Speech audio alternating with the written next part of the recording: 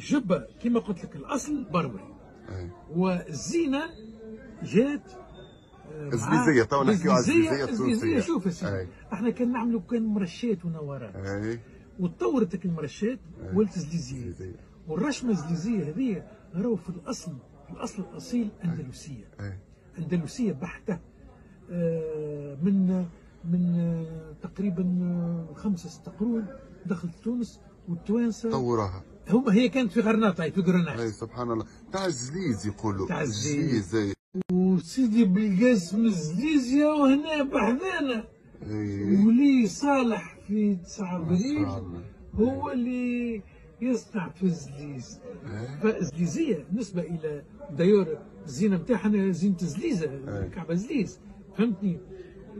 وجات هنا التوانسه طوروها وعطاوها رونق اخر. اللي نجم نقولوا على زاويه سيدي قاسم الزليزي اللي يمكن هو اجمل مكان في العالم بالنسبه لي انا، ويمكن هذا حتى بشهاده عديد الرواد راهو حتى الاجانب، لانه هذا المكان الجميل، هذا المعلم الاسطوري بالنسبه لي انا اللي يوصفه ابو الغيث القشاش في كتابه اللي هو روضه من رياض الجنه، لجمال المعمار والراحه النفسيه الكبيره اللي كل زاير يدخلها يحس بها الراحه هذه.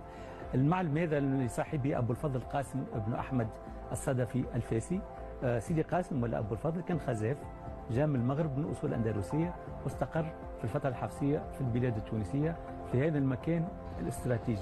الراحة النفسية والشعور بالطمأنينة التي يتحدث عنها محمد حشيشة مدير المركز الوطني للخزف الفني لمسناها ونحن نطأ السقيفة الأولى لمعلم سيدي قاسم الجليزي، الزاوية التي حولتها الدولة التونسية إلى مركز للتكوين في فن الخزف. راحة نفسية وطمأنينة ليس لأننا في حضرة ناسك متعبد، بل أيضا بسبب سطوة المكان الذي يأسرك بهندسته وجماله المعماري التي جعلت منه أحد أهم المعالم التاريخية والفنية في تونس. خاصة جمال المعماري الطابع الأندلسي المغربي الحفصي اللي فيه من المعالم قليلة في البلاد التونسية اللي تجمع 3 خاصيات هذه كما في الزاوية هوني المزج ما بين الجص المربعات الخزفية والرخام الأسود والأبيض، وفي الفترة الحفصية ما كانتش موجودة الخاصيات هذه، ويقال أنه حتى أبو الفضل جلب مع حرفيين من المغرب باش يبني المعلم هذا اللي متكون من المنزل نتاعو، المدرسة ككل رجل دين، والورشة ورشة الخزف نتاعو الموجودة على حرف المدينة خارج المدينة.